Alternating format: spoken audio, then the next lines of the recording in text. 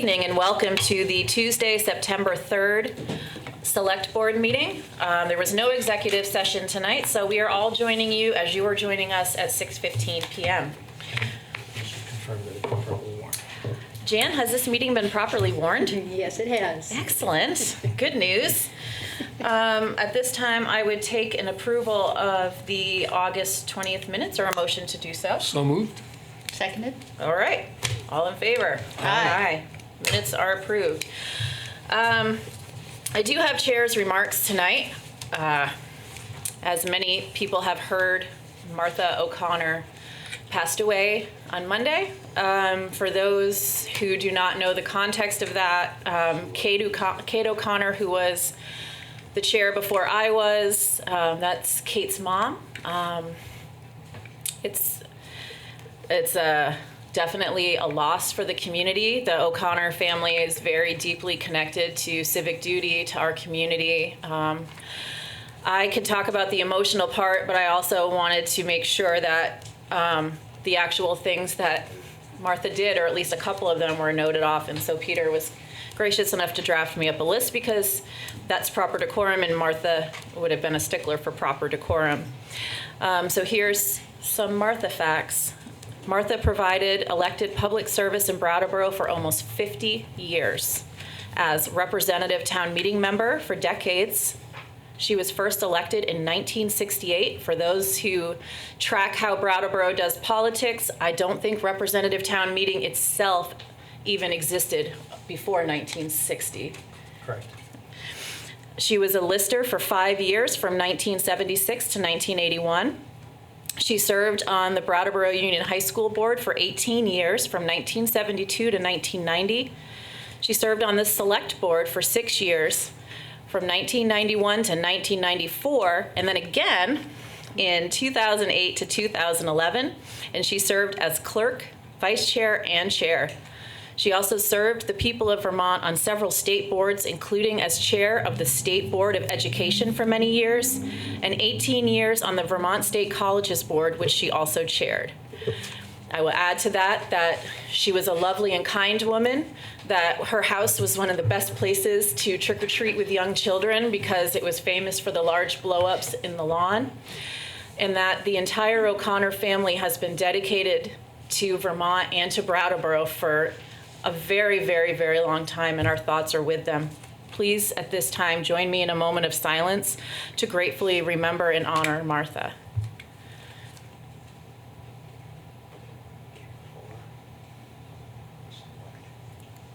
Okay, and we'll hold space in our hearts for Kate and Carrie and Kevin and Valentino, the kitty, tonight.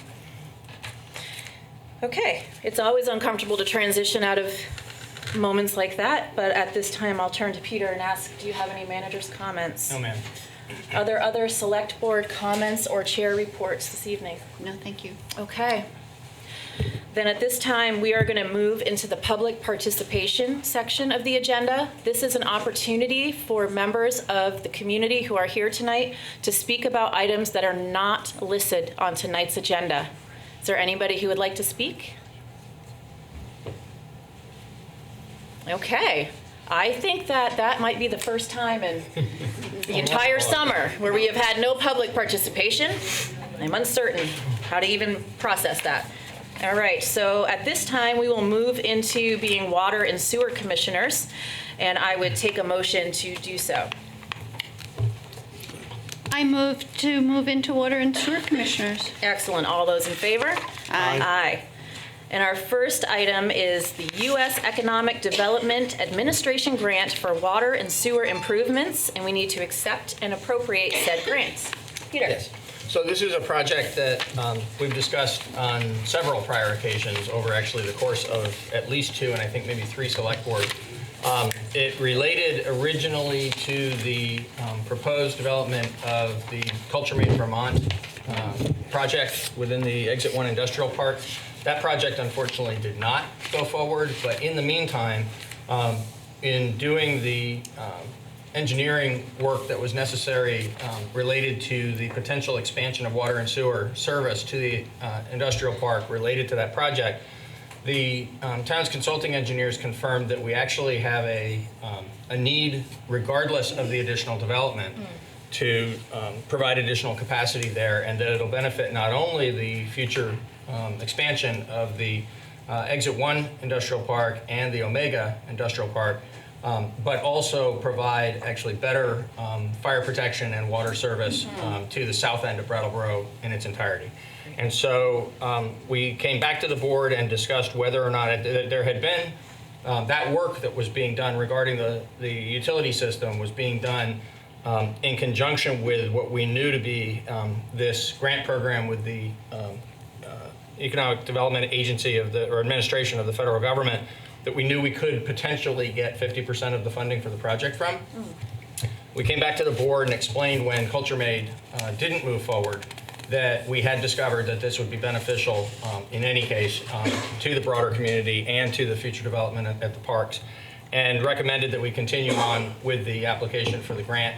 Board approved that we do that. We were advised a few weeks back that we have received the grant. We've been designated to receive the grant. The action we're asking you to take tonight is to accept and appropriate $440,000 in grant funds from the U.S. Economic Development Administration for the expansion of the water and sewer system in the manner that I've just described. We are in the final design, also per prior direction of the Select Board, we're in final design of those improvements. We would expect to be back to you in the near future, in the months ahead, to actually propose the awarding of the contract and moving ahead with the project to be funded 50% by this grant from the federal government. Excellent. Are there members of the board who have questions or comments about this grant? A couple of things. I remember all the history when I was reading through it. One of the things that's changed since then was that we've had a lot of conversations about sustainability. So I was wondering about how sustainable is the system, and if we're going to be replacing these pumps, what's the backup supply for energy and stuff. So I checked with Steve and Dan and was greatly relieved to hear that pretty much the whole system runs on gravity feed. And if we were without energy even for an extended period of time, although the tanks would fill more slowly, like the 1 million gallon tank that we're talking about here, they would continue to fill. And so even though it would be slower, we have a sustainable water system, which is nice to know. We don't have to invest a whole bunch in that. And I did have a couple of questions about it. This is off the grant part, but the projections here from I think it's from the engineer about potential jobs. And I know they use models to project these, but I have to question the projection of 500 to 1,100 jobs developing in that part of town.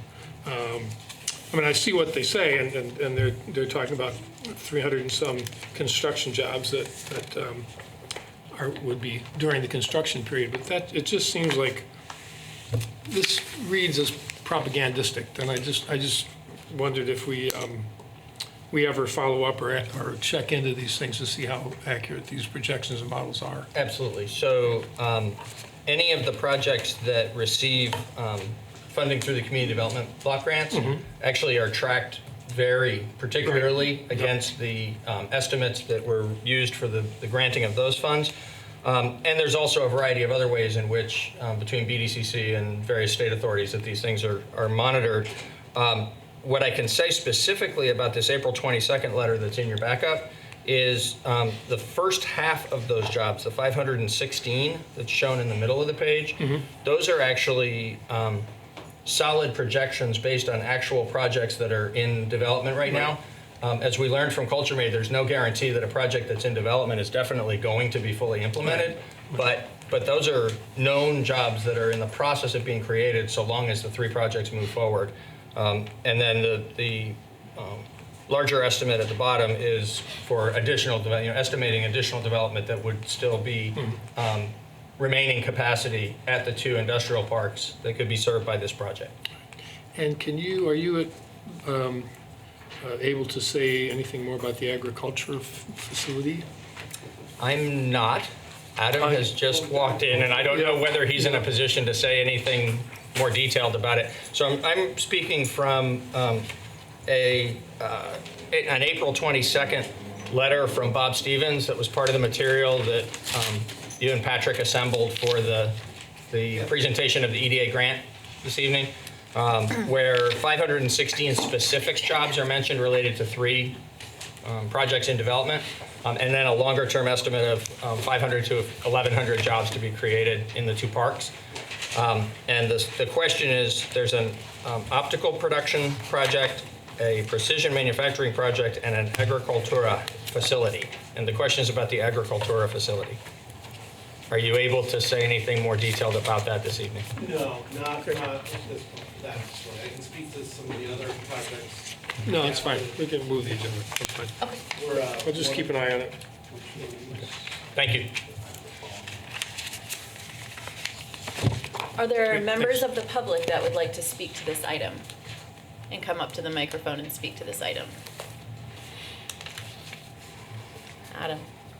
Okay. All right. Then I would entertain a motion. Ms. Liz? Go ahead. I move to accept and appropriate a grant in the amount of $440,000 from the U.S. Economic Development Administration Public Works Grant Program for water and sewer improvements at Exit 1 Industrial Park. Excellent. Liz has put the motion on the table regarding this grant. All those in favor? Aye. Aye. Motion carries. Still, as Water and Sewer Commissioners, our next item of business is to discuss the purchase of parts for rebuilding Rotary Sludge press at Wastewater Treatment Plant. And I see that Steve Barrett and Associate has already hit the table. It's Steve Barrett, Director of Public Works, And Dan Tyler, Superintendent of Highway and Utilities. Hi, Dan. and Dan's going to give his presentation tonight. Excellent. You get the sludge, huh? Yeah, I get the sludge. So we have 2 of these presses at the plant.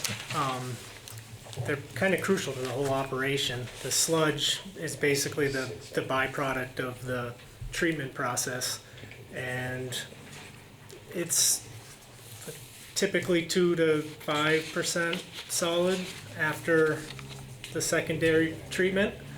The sludge or the press presses it to 20 to 30% solid, and then that gives us our Class B solids that are hauled away and disposed of. So we have 2 of them. They run a lot. Number 2 has been repaired a couple times. Number 1 has just been going strong, and the production was down a little bit, so they tore it apart, and it needs 4 of the 8 screens that really make it function. So a little more than they had anticipated, but it's kind of just general maintenance. Also, those presses are used at, when we have septic receipt and from the region, the people that aren't connected to our system, these presses are also used to dewater the biosolids from that use. And that use alone brings in $250,000 a year. And when we talk about different components of the wastewater treatment plant, and this board has already seen it in other examples, it's expensive. But also the revenue coming in is pretty decent on this also. And the pumps are used virtually every day, so 365 days a year. So this is expected wear on these components. So we're recommending the upgrade. And the other point I would make is that our employees will have already disassembled all these. We didn't have to bring in technicians and pay for a group to come in and disassemble all these and put the parts in. So there's a pretty big savings there because they'd have to bring people from other parts of the country in to rebuild these. Well, thank you to Dan and Steve. There are members of the board who have questions or comments about this item. Yeah. Is this general, just typical wear and tear, like an oil filter, something, 5 or 6 years, you're going to have to replace them again? Yeah, that seems to be the There's moving parts, and then also, the biosolids are they're corrosive, and so it wears down. There's metal parts, and then so it's normal wear. Seems that way. Are there members of the community? I have a comment. Oh, I'm sorry, Liz. I just wanted to mention that there is a necessary clean water and sustainability function to this wastewater treatment and this function in particular. Good. Yep. Members of the community that would like to speak to this item? Okay. Hearing no further conversation, I would entertain a motion. I move that we approve the purchase of replacement parts in the amount of $36,218.80 from Fournier Industries to rebuild the Rotary Sludge Press number 1 at the wastewater treatment plant. Excellent. David has made the motion for this purchase of replacement parts. All those in favor? Aye. Motion carries. Thank you very much. Okay, I would entertain a motion to adjourn as Water and Sewer Commissioners. I make a motion to adjourn as Water and Sewer Commissioners. Excellent. All those in favor? Aye. I would take a moment to say to my fellow board members, generally, we have removed the authority from the chair to make motions, but if you get exhausted and you feel that tonight, on a small board, the chair should also make motions, I'm fine with that. I think we We'll pace, be fine with Okay, playing good. tag team, yeah. Because I feel like a little bit guilty. if we pace ourselves and take turns. Okay. We have water, so we'll be Excellent. all I mean, right. it's our own rule, so I wanted to toss that out there. Okay. Compassionate chair. I'm a compassionate chair most of the time. Okay, so we are now moving right along to new business. There is no unfinished business listed on tonight's agenda. And our first order of new business is a conditional letter of map revision, also known as a CLOMR, for the Hinsdale Bridge project. And we have Sue Fillion with us this evening. Hi, Sue. Hi. So I'm here tonight to request that the Select Board authorize Brian Bannon, who is the floodplain manager for the town, to sign an overview and concurrence form. And this is for the Hinsdale Bridge project. They've been doing the engineering, they're working on some of the permitting, and they need to, or they have needed to study the effects of the new bridge on the water surface levels. And so New Hampshire DOT had a hydraulic engineer do the report. What they found is in between these two cross sections, there is going to be about a 4-inch rise. So the cross sections run from just north of the Whetstone Station, this is all on the Connecticut River, to kind of the southern end of the Barrows property. And while it changes the surface elevation, it's not really affecting the lines on the map because the riverbank is fairly steep there. Okay. And there are no buildings that are in the floodplain or the floodway there. What it would do is if somebody did want to build in the floodplain, it changes the elevation of the base flood a little bit, which would mean that they would need to build a couple of inches higher than what our regulations require. So this, the difference being between the bridges is that one of the existing bridges have no piers in the river. The new bridge will have 6 piers in the river, and it basically kind of slows the flow down a little bit and kind of rises up, but it evens out as it goes down the river. So this is kind of the first step. The New Hampshire DOT has to get this conditional letter of map revision about 6 months after the bridge is complete, which is still a couple of years off. They will need to file for a letter of map revision that would kind of be the final revision. So I'm happy to answer questions. I cannot answer the technical engineering type things, and Timothy Mallett, who is the New Hampshire DOT engineer, would like to field those questions anyway. Okay. Getting him here to a meeting wasn't so easy because they have to get permission to cross lines, state lines and stuff, so. Interesting. So we try to go with it. That's interesting. Yeah. Are there members of the board that have questions that would fall in Sue's wheelhouse on this item? I just have a comment. Sounds like progress to me, Sue. It is progress. They're moving forward, yes. Are there members of the community that have questions that would fall into Sue's wheelhouse?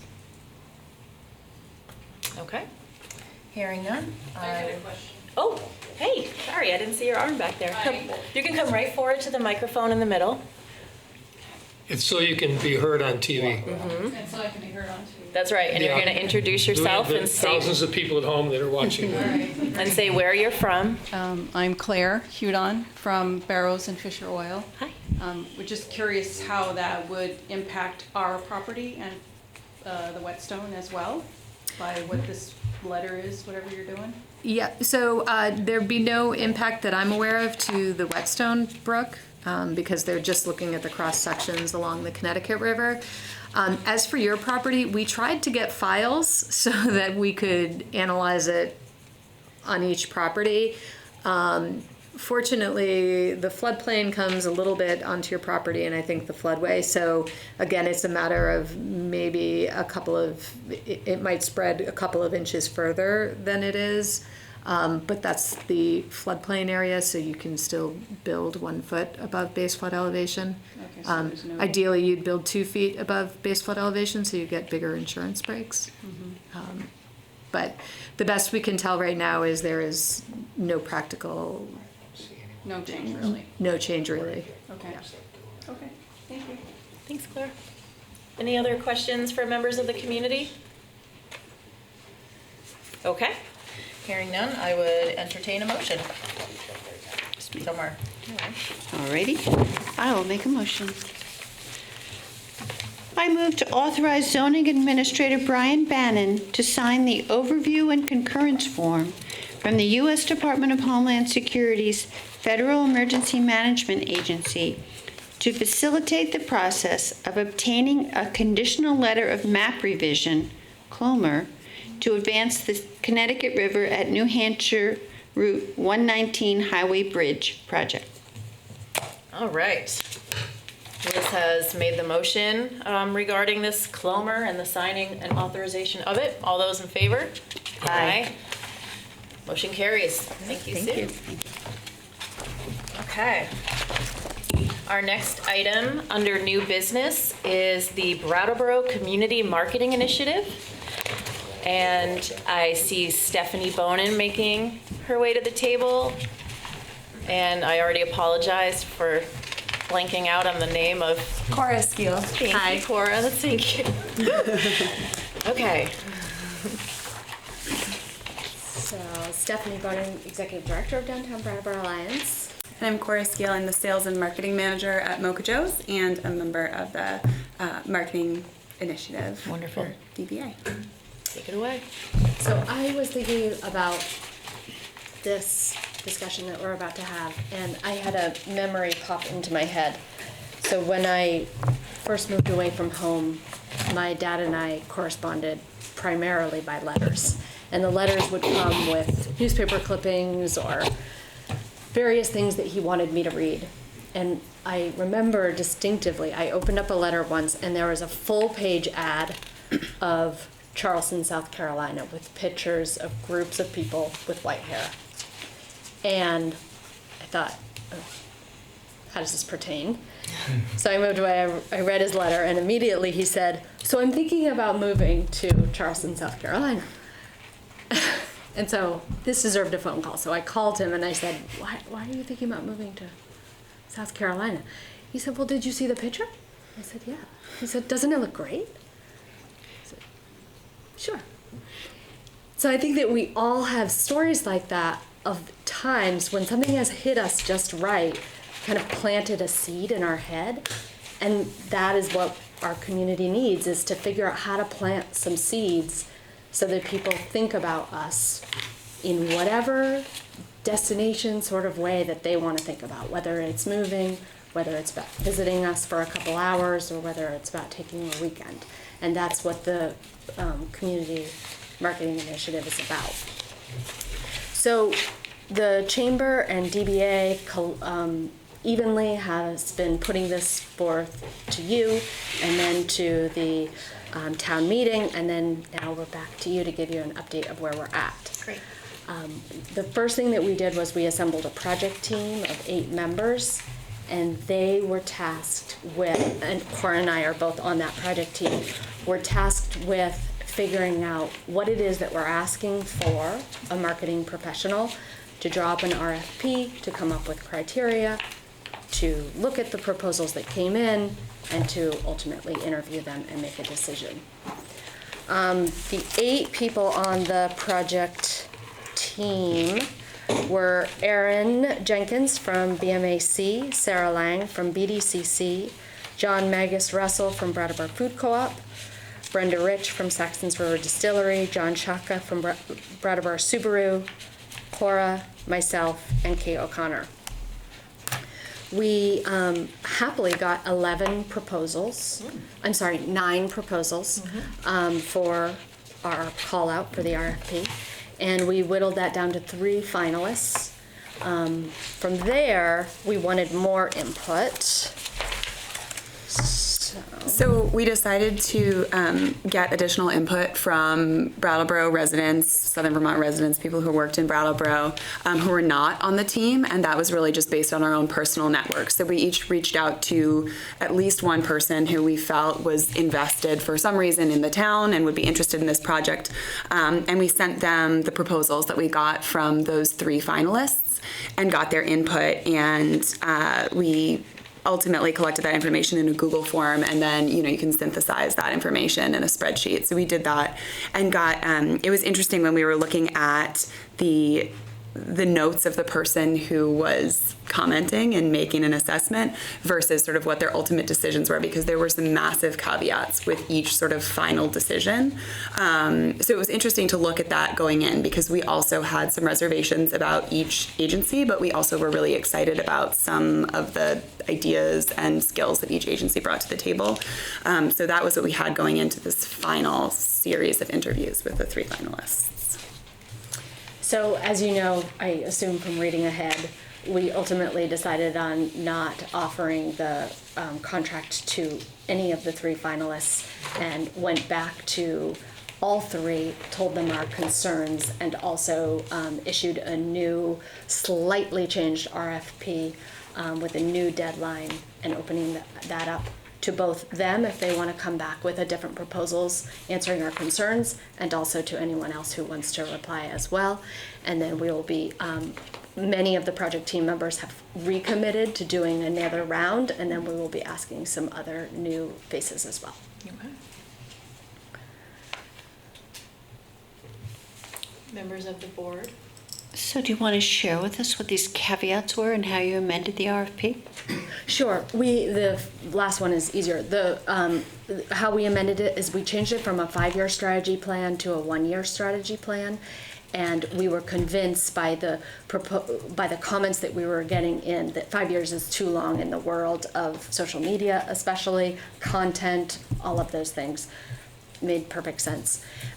All of them knew that we're not looking at this for a one and done. So they knew that the long-term plan was to continue this over and over, but to specify a 1-year plan.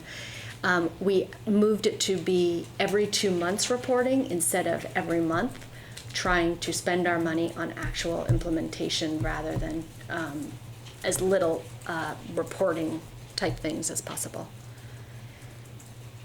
That is it. And your caveats? Our caveats. I can speak to that a little bit. So we had sort of different concerns with each agency that we spoke with. One was an agency that had recently undergone a big change as far as employees and a whole host of other just structural and operations changes.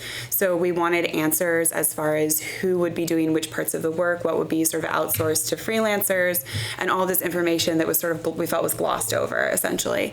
Another agency clearly had a lot of great experience. They had a lot of experience in northern Vermont, which I think was positive in some ways, but I think that could also, when we were talking to them, we felt really confident in them, but there was just sort of a question mark of like, okay, how is that necessarily going to apply or not apply to Southern Vermont? And we also really took issue with their graphics that they had in a lot of their campaigns. They felt dated.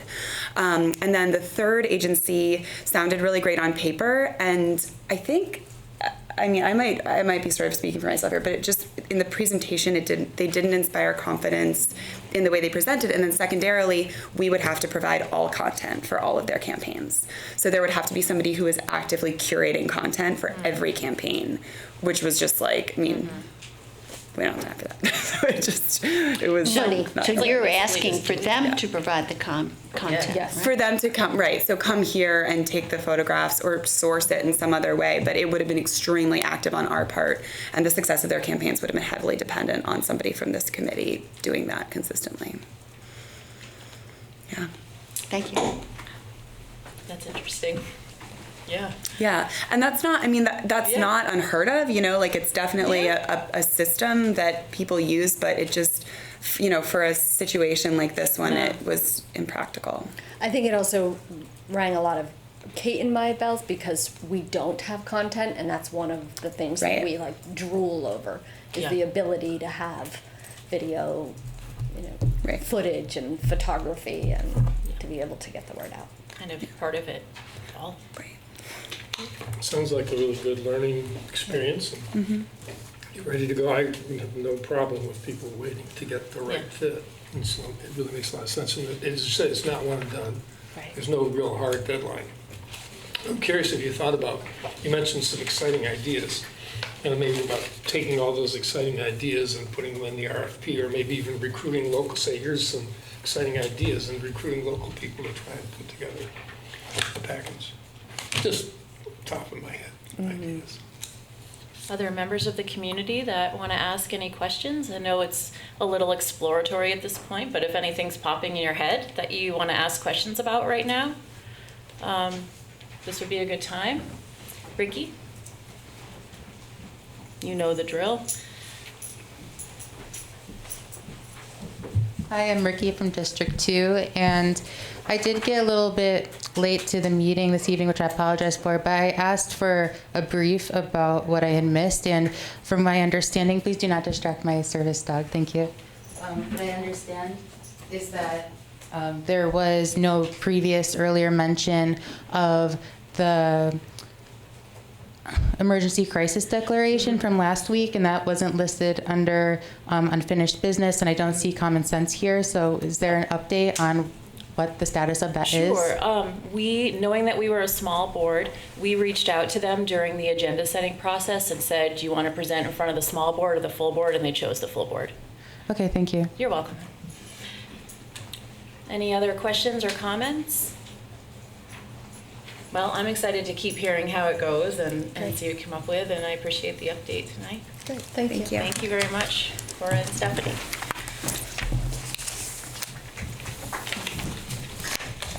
Okay. So we are now going to move on to... Oh, can I ask a question? Oh, yeah, go for it. Stephanie, did your father move to South Carolina? Oh, yeah, good question. I can't believe we didn't all ask that. We should have hired someone else. You didn't go? That was a good question. All right. What is this? Okay. Our next item is for a Vermont Community Development Program grant for the 5-county home ownership program, and this is regarding application and public hearing. Yes, so the town would be partners with the Wyndham and Windsor Housing Trust again on a program, continuation of a program that's been very successful. The history of which is set forth in Patrick Moreland's memorandum dated August 18th to the board. We are recommending that after you have held the public hearing and heard from Wyndham and Windsor representatives about the program, we're recommending that you approve the resolution that is required as part of this grant process and authorize us to proceed with the application for the program. So first thing I think would be appropriate to hear from the Wyndham and Windsor representatives and then have a public hearing. I think that makes good sense to me. Would you like to introduce yourselves and get started on that? Yeah, hi, my name is Bruce Whitney. I'm the Director of Homeownership with Wyndham and Windsor Housing Trust, and this is Tara Brown, Lending Manager. Thank you, yes. So, thank you to the town of Brattleboro.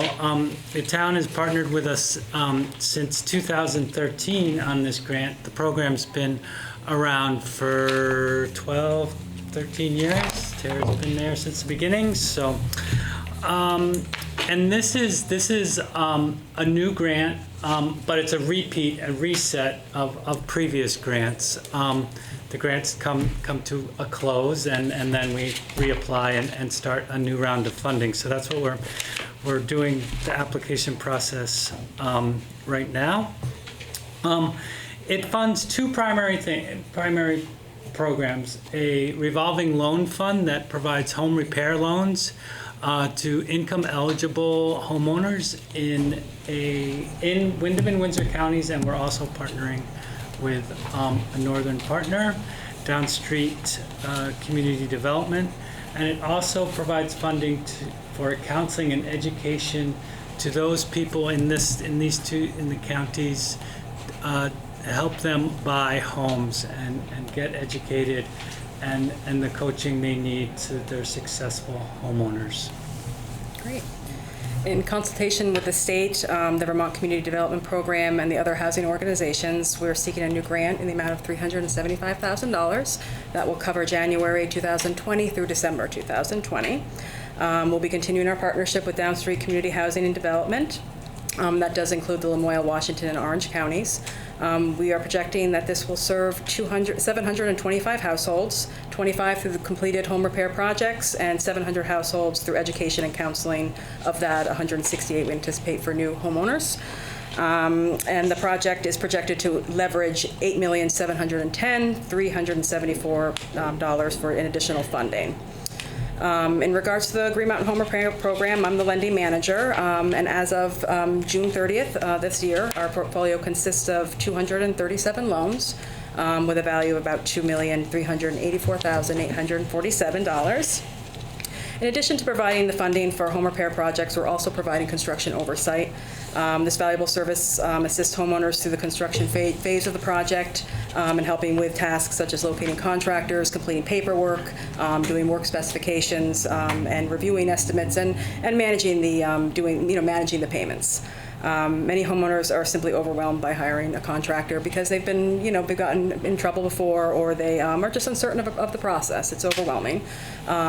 We recently worked with a homeowner who shared with us her appreciation to the program and what we were able to do, and allow that confidence that she needed to help her with the repairs, but it also provided her a long-term benefit of having the tools that are needed to do projects and be able to do that work on her own. Thanks. And I just wanted to let the select board and the town and the general public know that with this new grant, the VCDP, the Vermont Community Development Program, is enforcing a HUD rule that caps the amount of money that can go towards housing counseling. The cap's been there in the past, but now it hasn't been enforced. So that's necessitated a decrease in the funding to us. We're going from $65,000 to $44,000 towards counseling. We've had to drop our staffing levels from 2.5 full-time equivalents to 1.5. Luckily, we were able to do that through resignation and a retirement. And we've reconfigured our northern Windham and Windsor County offices to save some money. So that's the status of our program right now and our request. Questions? Thank you for that presentation. Can we add one more thing before Peter, we go go ahead. to the public hearing? Yeah. I'd like to just point out a table that's on the third page of Patrick's memorandum, final page of it, and it because this is a program that actually reaches out beyond not only the Brattleboro's borders, but beyond Windham County's borders, we've been asked during prior renewal cycles about how much of the benefit accrues to folks here in Brattleboro. And these are the statistics that demonstrate that while we have 12% of the population that is served by these programs, there's 5 different measures of success here that indicate that the investment in Brattleboro ranges between 17% and 24% with our, on our population base of 12%. So, in fact, while there is a broad benefit across the state, literally in these 2 different sections that are served by this program, Brattleboro is getting a substantial amount of benefit from the program directly right here at home. Okay, thank you for that. Thank you. At this time, I'm going to open the public hearing. So now the public hearing is open. Are there? I have comments. Go for it. Take it away. I just wanted to mention that, that my daughter worked for the Windham Windsor Housing Trust, so I'm very familiar with the good work that you do, and I fully support this grant. Thank you. Wonderful. Are there, Ricky?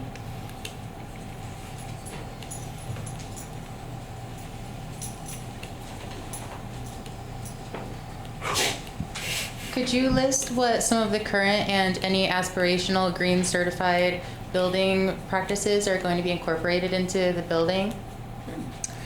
Yeah, we do take a green look at the buildings, the projects. The way the program works is homeowners have a need, a leaking roof, a failed foundation, a hot water heater that's broken. And as Tara mentioned, we have repair specialists come in and help them develop a scope of work, because there's a lot of rules from the government regarding what is an eligible project and how the project moves forward. Our repair specialists have been trained in energy efficiency and taking a look at projects from a green perspective, like doing long-term sustainable products versus, a shorter-term project, water-saving toilets, etc. And where it is financially feasible, as for the homeowner, the homeowners are getting loans and paying the loans back, and they are of limited income.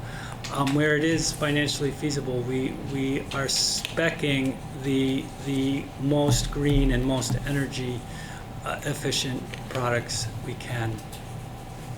Are any projects, is there any funding for projects going into water testing in these homes? At times, yes. We are helping people with failed wells or dug wells, etc.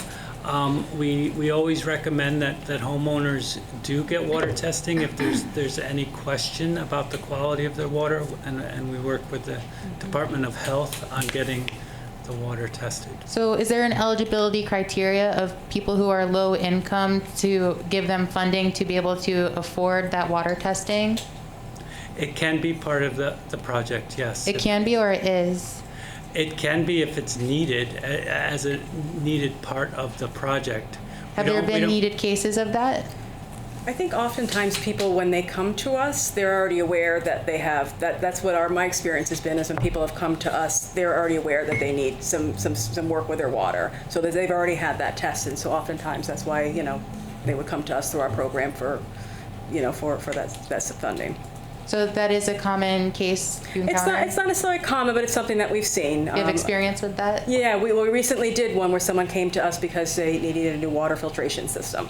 So she had already come to us with that need. Can people who are renters do that if their landlords aren't taking responsibility of that?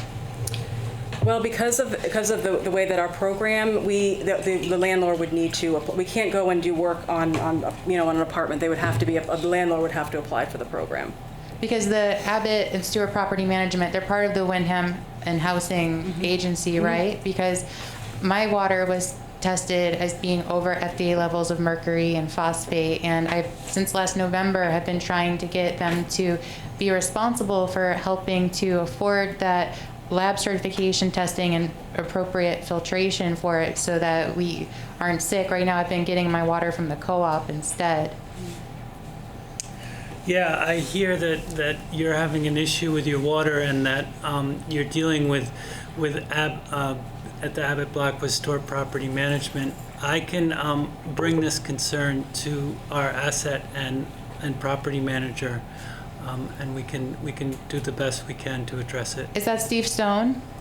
No, I would bring it to our internal asset and property manager, and who oversees the contract with Stewart Property Management. I would appreciate their contact information directly. If we could exchange that, I could give you mine so we could follow up on this. Okay. Because I'm personally affected by this. Yep. And I know that this is a larger issue, but this is personally something I need to follow up on with you. Okay. So thank you. Mm-hmm.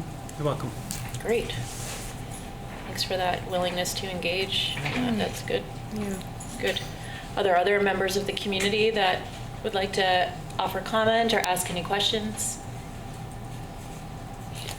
I have another comment. Okay. Bruce, do you still do that work of replacing shower heads and LED lights and that sort of thing? Sorry. We are doing that in a separate program, an outgrowth program that Mary did. we are now actually a contractor with Efficiency Vermont on their low-income energy Great. project. So Great. we're replacing showerheads. Yes, that's. I believe one of that's on the list, yeah. So that, I just wanted to point out to the public that that's yet another sustainability action that you Thank do. And in addition, the town of Brattleboro has a very broad definition of sustainability, and certainly low-cost housing and housing assistance in general is part of that definition. Very true. Okay, if there are no further comments, I am going to go ahead and close the public hearing. Okay, public hearing is closed, and I would entertain a motion. I move we adopt a resolution authorizing submission of a consortium grant application in conjunction with the City of Montpelier, Vermont, for a Vermont Community Development Program Scattered Site Grant in the amount of $375,000. Excellent. Thank you, David. David has made the motion for adopting the resolution. All those in favor? Aye. Motion carries. Thank you very much. Thank you. Okay. At this time, our next item is coming from Compassionate Brattleboro, a report on community conversations regarding compassion. And members who are present are invited to our special table. Please, all of you, please. Come on, Jim. Marie, don't be shy. Come on, Marie. Come on, be on TV. Plenty of chairs.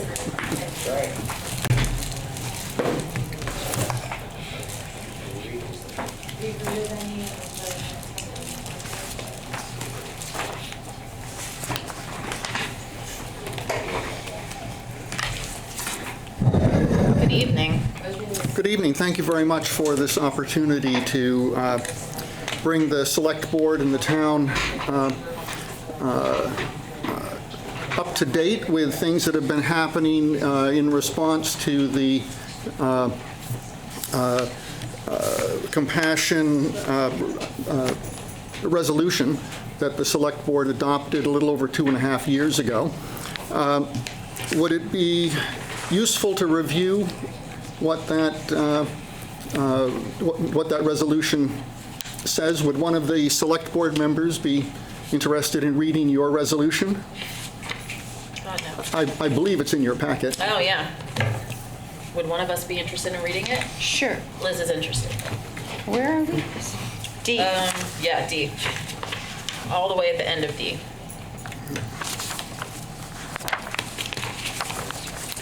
Here we go.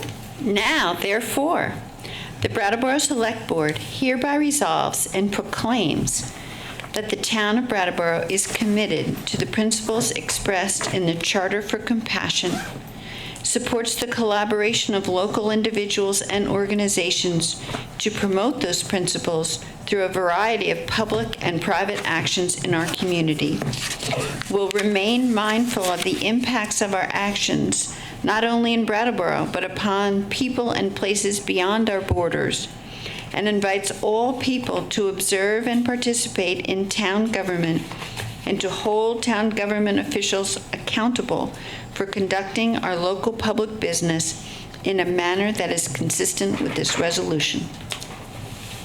Thank you, Liz. You're welcome. Back to you.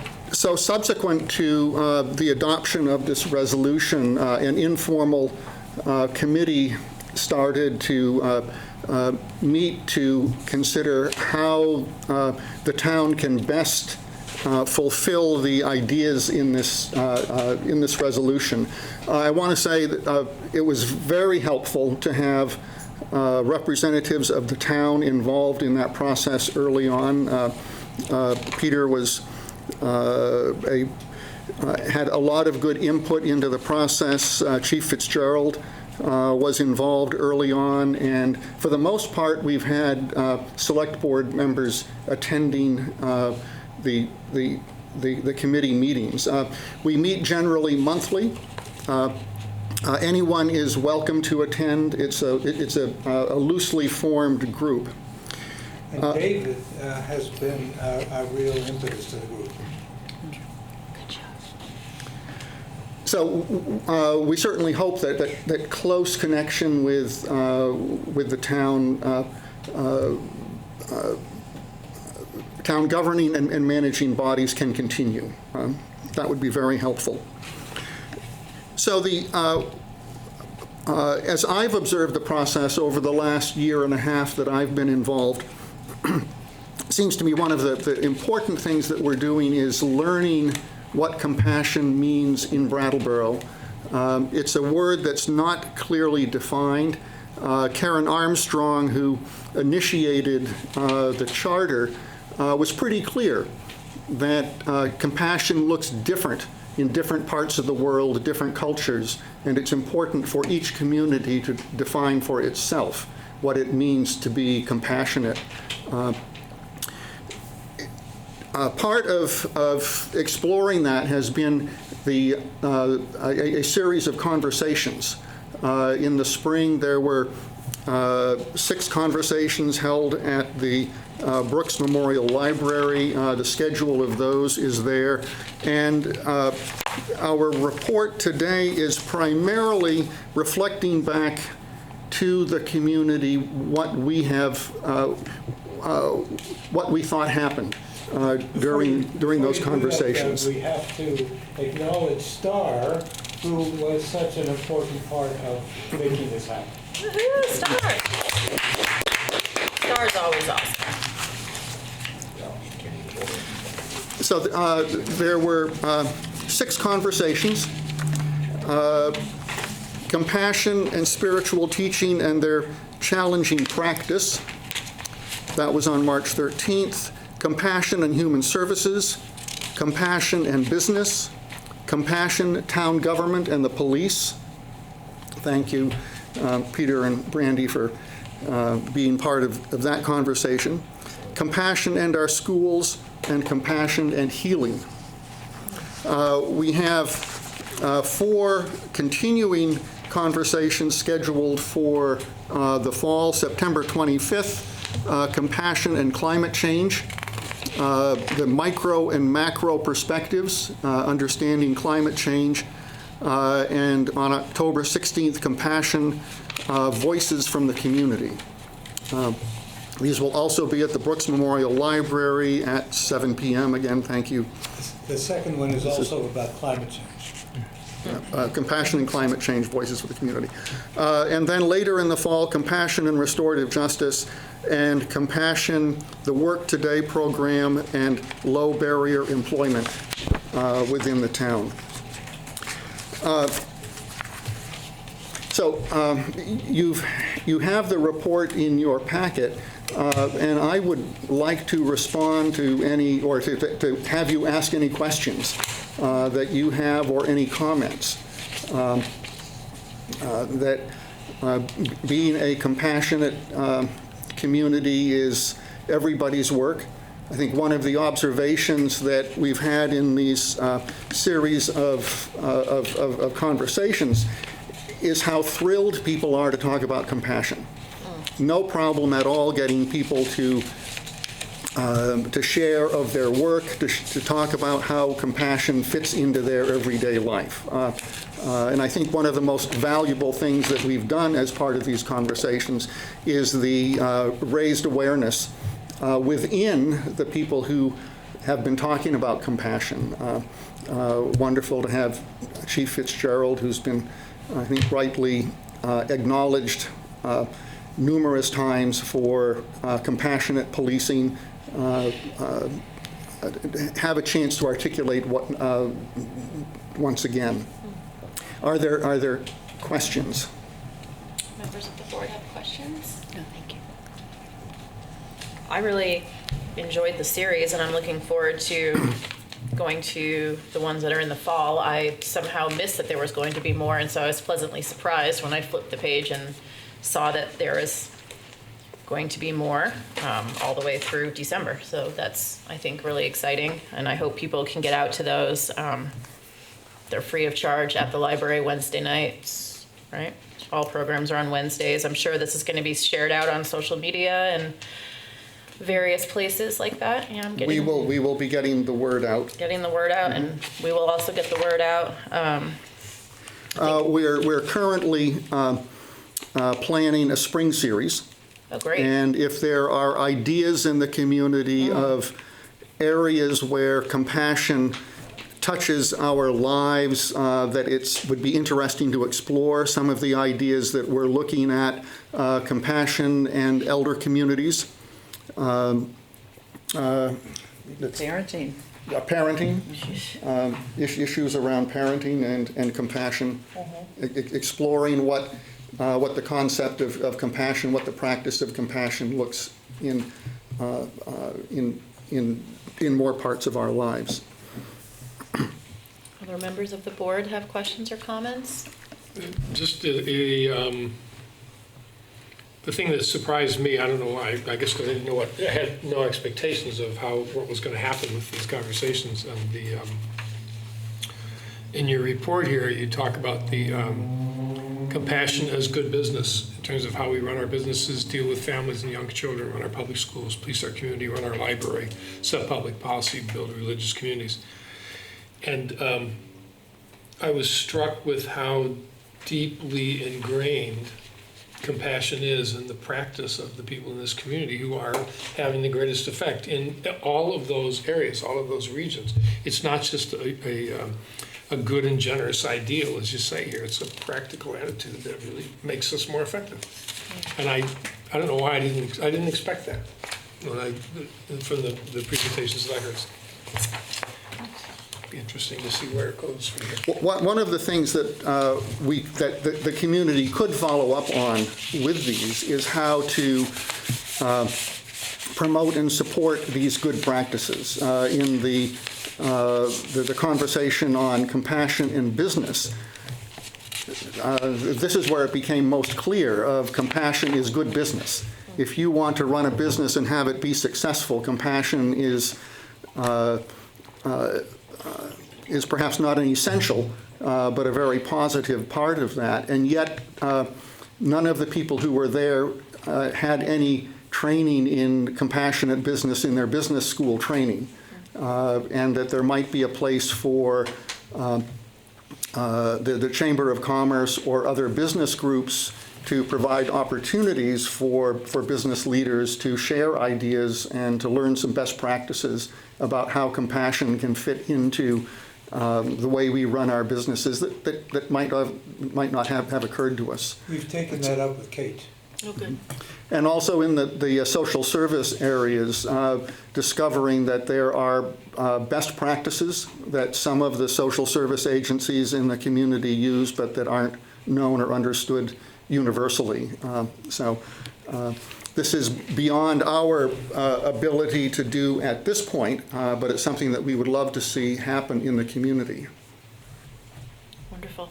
Thank you for that. Are there members of the community that are here tonight who would like to ask questions or give comment? Ricky? And very happy puppy for belly scratches. Hi, I'm Ricky, District 2. Has sanctuary status been a topic covered under this yet? A couple, the Compassionate Brattleboro has been doing more than this series of conversations. One of the things that we do is have an annual Unsung Hero Award. And this year, the Unsung Hero Award went to Brattleboro CASP volunteers who are providing sanctuary to asylum seekers in our community. It perhaps sanctuary might be too technical a term. It's simply providing a safe place for them to live in a caring community while they're awaiting the processing of their asylum claims. So there are currently, I believe, 6 asylum seekers here in Brattleboro, also asylum seekers in Marlborough, Westminster, several of the other towns around. And we recognized their work. Well, yeah, I definitely want to sing to those heroes too. And I really respect migration and international immigration of people just having technical sanctuary status rights here. My personal experience has been that the Vermont State Office, we can't rely on them doing discrimination testing or enforcement of especially employment and housing opportunities. Both of those have the positions of who are supposed to be responsible for those people have left and they haven't filled in the positions, and we really need more accountability in both of those factors to have a welcoming and diverse community here that we've been lacking, would benefit so much more from having the compassion to protect and give sanctuary of. Thank you. Thanks, Ricky. Thank you. Any other members? Nick, come on up. Nick Nickerson, 67 years in Dixie, 5 years here. I may be shooting with a half-loaded gun because I have admittedly been mapping out areas around here that do not have roads through them, making little circles on the map. But I have been trying to pay attention, and I think I've heard you say that, and I've heard the word compassion over and over again, but I think I heard you preface that by saying you didn't have a definition of compassion. And I'm old school, I'm not a postmodernist, so I like to have definitions. So when you say X, I know what X means, or when you say compassion, I know what compassion means. Could you address that, or maybe admonish me for my lack of diligence in listening to y'all? Please don't do the second one. Who wants to? The point that Doug was trying to make is that compassion can mean a lot of different things to different people in different places. Let me just mention one other interesting thing that we are about to do. And the thought is also response to your earlier comment. We were fascinated with a group in Leverett, Massachusetts, which was very concerned about divisiveness in this country, very concerned about the inability of Americans to do active listening to people with different perspectives. And this group in Leverett, Mass, they made a connection with a community in Kentucky. They went down and talked. The Kentucky people came up. They made a connection with a community in South Carolina. They went down. People came up. We raised that question, and if I'm not mistaken, it was David who said we don't have to go to Kentucky or South Carolina because we have enough people in this very community with different perspectives. Let's sit around a table and talk about it, and we're going to do that on October the 5th. And one of the issues that we'll be discussing are different perspectives on immigration. There are some very different perspectives in town, and we want to be able to do some active listening and hear what people have to say, and hopefully they'll listen to us as well. Excellent. Ricky? Another. Do you want me to be on the panel for that? This one is going to be is private because at their request. But our hope, I think the answer is yes. But our hope is that these will open up, and we'll be able to have people You can invite me when you're ready. If we may, that would be great. I'd be happy to. So one other initiative that we're working on is a sister community effort. Currently, we've identified 4 sister communities, Haiti, El Salvador, Kenya, and India. And this is an attempt to find communities that have something similar to Brattleboro in terms of size and interests, and that we have ambassadors. We have someone here in this community who knows that community, and someone there who is willing to be a liaison.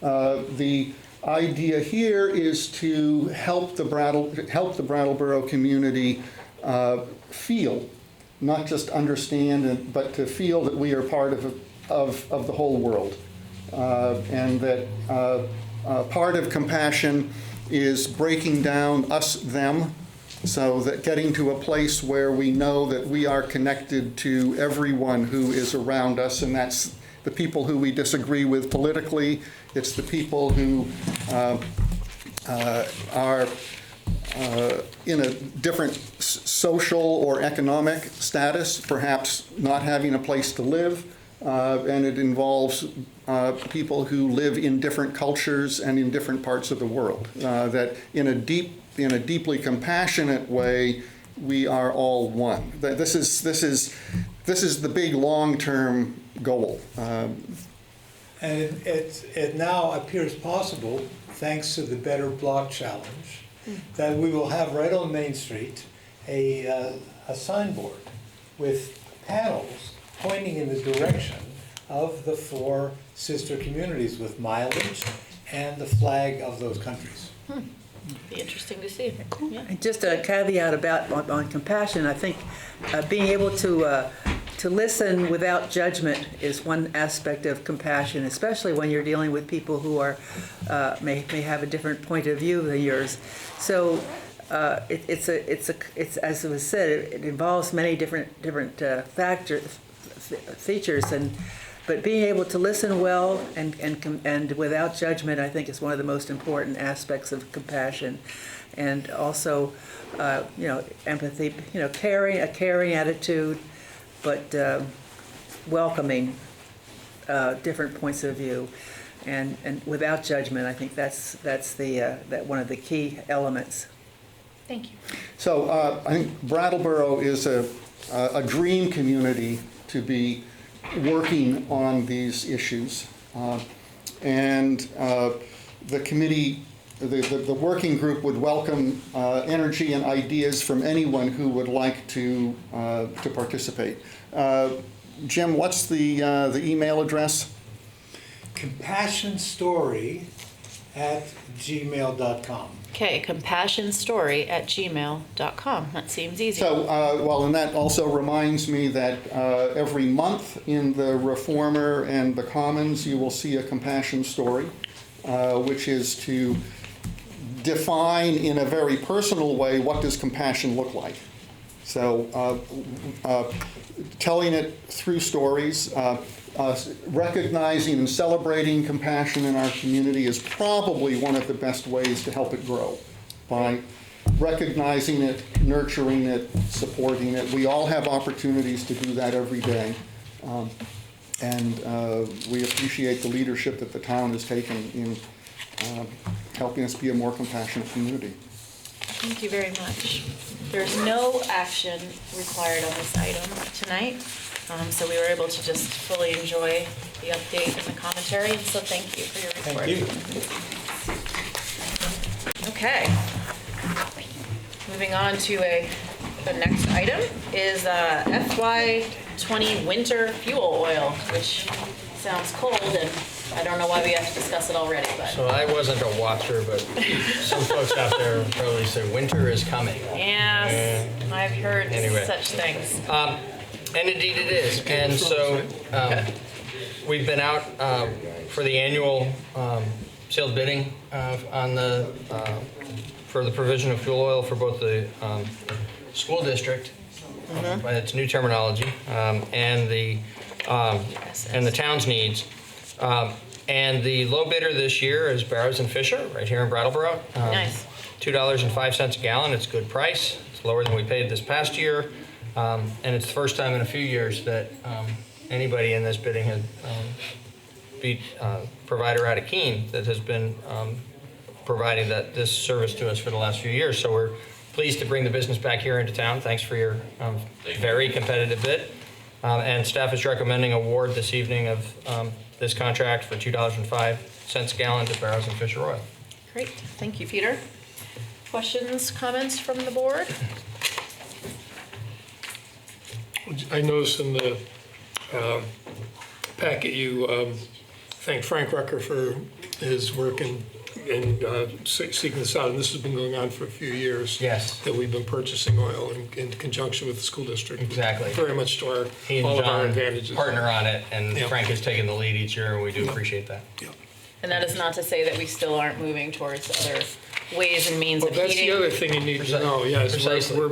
The school district put in 3 pellet boilers already, and we're looking at 1 year or 2, so. Yeah, We so might want we to expand appreciate into you, pellets. and we appreciate the other things that we're doing as well, and so just wanted to put that out there.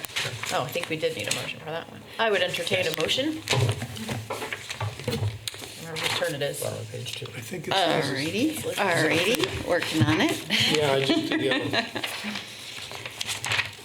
I move to award a contract for FY20 winter heating oil to Barrows and Fisher Oil for 70,000 gallons of number 2 heating oil at a prepaid price of $2.05 per gallon.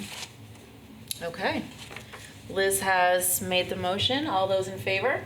Aye. Any opposed? That's the first time I've asked that all night. Motion carries. Okay. Does the school make their own motion They do. for their thing? Yep, we bid it together, and then we each award our portion.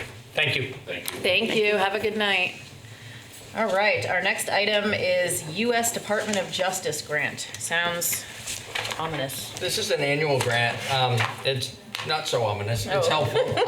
The U.S. Department of Justice provides funding through the Justice Assistant Grant Program for a variety of different functions and equipment for the police department and police departments all around the country. And so our application this year includes both some equipment and some payment for services in the total amount of $12,333. And we're recommending tonight that you authorize us to submit the application for this grant. This is one of those, there's many times when we're submitting a grant and hoping to get it. This is one of the few times throughout the year when it's all built on a formula. We have a very high expectation that we'll receive this grant, but we need your authority to submit the application in order to get those funds. Okay, thank you for that. And are these some of the items that are covered in this grant? Yes. And so I think the first thing I would note is one of the things that's covered in this grant is personnel, and it's $2,400 to provide overtime for community outreach programs and events. As a reminder, the Brattleboro PD started Project CARE, which is a group that interacts with those who are unhoused, people who are using substances and otherwise displaced. And so a good chunk of the money will go to that, and also things like Coffee with a Cop and other community discussions. And I have yet to make it to a Coffee with a Cop, but I've actually heard that they're pretty popular. And I would like to They're usually well attended. make it one of these times. Lots of good conversation there. Yeah. Comments, questions from the board? No, thank you. Oh, anything from Nick or Ricky, who are remaining community members? Thanks for sticking with us. No, I guess I didn't notice everybody pile out there at the end. All right. I would entertain a motion.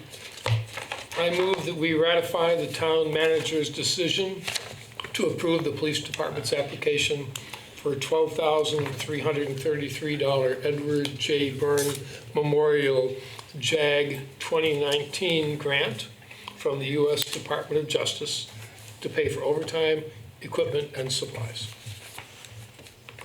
Okay. David has made the motion. All those in favor? Aye. Aye. Motion carries.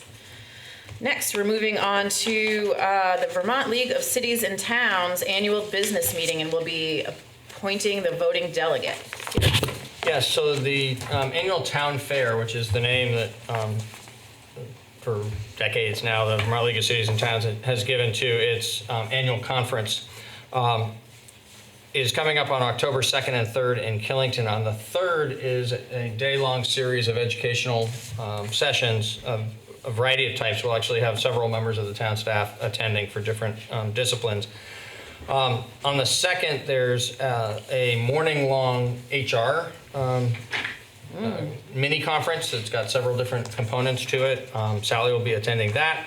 And then there's also some business meetings. So the League's board is going to meet that morning. So is so are the boards of the League's 2 insurance components. And so in the afternoon on the 2nd is the annual business meeting of the actual league, all the members coming together, and each town gets one vote at that session.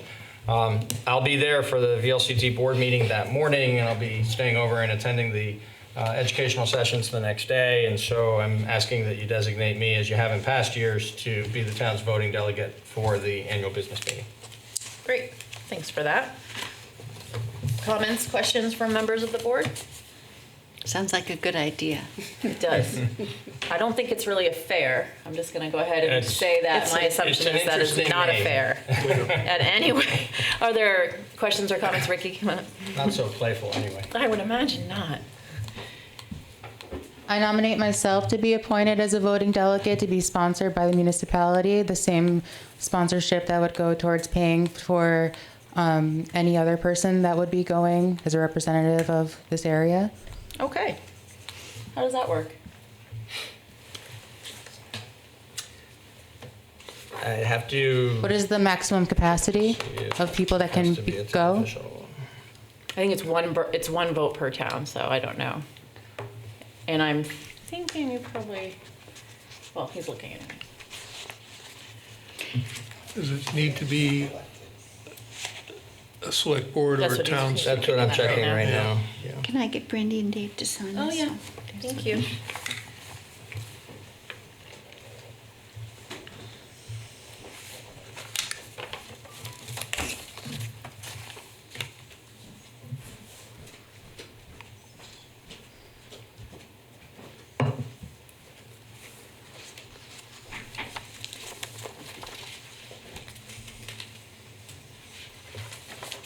So I'm not certain that it's required.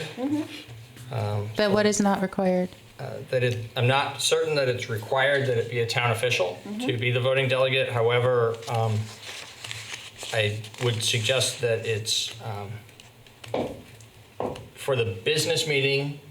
This is when the various towns and cities around the state are going to be voting together on the business of the league. The town's a member of the league. This is not like the town with a capital T. Like the town with a capital T. I think it's appropriate that a representative of town government be the person who's there to represent town government in this meeting. Who do you represent? Because no one voted for you to be the town manager except the select board. But that's how it works. We appoint the town manager. So if you vote for the select board, you would then entrust that power to them. For everyone that didn't vote for them. I mean, we're going to take a vote, and I think it's probably going to land with Peter. Would he accept me as a shadow to follow and observe? I will find out from the league whether it's a public meeting. I'm not sure whether people other than the voting delegates are allowed into the meeting. I think it's entirely possible that they are, but then only the voting delegates vote. Would you accept me if they did? To accompany you? We wouldn't have to, if it's a public meeting, we don't have to. You could just drive up. I can't drive up. I would need to go along carpool with. And similar with the rest of the accommodations. Food, lodging. I don't think the town would be able to pay for that. There's hundreds of thousands of dollars. Yeah, in the that bank. doesn't mean we're allowed to just use it as we want to. We would have to look into it. I would appreciate that. Great, thank you so much. I would entertain a motion at this time. I would like to move to appoint Town Manager Peter Elwell as the Town of Brattleboro's voting delegate at the Vermont League of Cities and Towns annual business meeting on October 2nd, 2019. Excellent. Liz has made the motion to appoint Peter as the voting delegate for the town of Brattleboro at the VLCT, Vermont League of Cities and Towns. Let me spell it out. Annual business meeting. All those in favor? Aye. Okay. Thank you. Motion carries. Brandon, I need your signature on Oh, that. did I miss it? Oh, got I it. think you may need to sign this on the bottom too. I do, yes. Oh, I thought I was going to say I missed But I one. wanted to witness your signatures. Good idea. Just all over it. Our next is final item is committee appointments. And we are being asked to appoint members to the Town Arts Committee and the Recs and Parks Board. And we have two potential nominations in front of us. I'm so bad at this. The nomination for The Arts Committee is Robin Flatley for the Town Arts Committee. And the nomination to the Recreation and Parks Board is Allegra Kerrigan. And I don't know why I almost messed that up because there's an extra consonant in I there. know, but I Nobody ought to know that pronounces like it the up. back of my hand. Would anybody like to make those nominations? I move that we accept the application of Robin Flatley to serve on the Town Arts Committee and for Allegra Carrigan to serve on the Recreation and Parks Board with gratitude. Thank you. David has made those nominations and moved those nominations. All those in favor? Aye. Aye. Motion carries. And somehow, we are getting out of this meeting Not yet. 2.5 hours early. I just want to ask one other thing.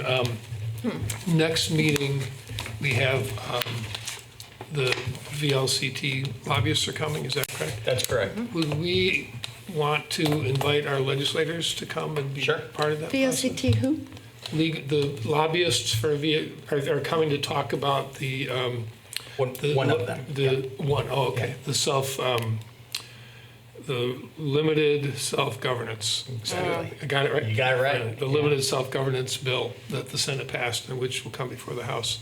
Yeah. And it seems like it would be a really The legislative advocacy team at the league is a two-person team, and they're visiting lots of different Oh, I'm communities sure. around the state Yeah. as we run up towards the legislative session. So one of them, Gwen Zakoff, will be here that evening, and I'd be happy to send out to the legislative delegation an invitation to come. Good. I wanted to mention the meeting because I can only talk to one other person about it, and then we wouldn't be able to do anything. So, And in we'll take care of particular, that. Senator White. White. Yes. Yeah, absolutely. Yeah, well, both of them. Both, I mean, it both wouldn't- senators yeah, it and all wouldn't three hurt. representatives will Yeah. invite to come. Great. Excellent. Thank you. Yep. And if they wanted to invite Mike Murwicki, who's on that committee, wouldn't hurt a thing. I'll work on that one. All right, that's your homework. All right. I would entertain a motion to adjourn. So moved. All those in favor? Aye. Aye. Meeting adjourns at 7:38. I just don't even know what that Happily lost means. that bet. Yeah, who did lose the bet? I wound up saying before 8. I never would have seen it come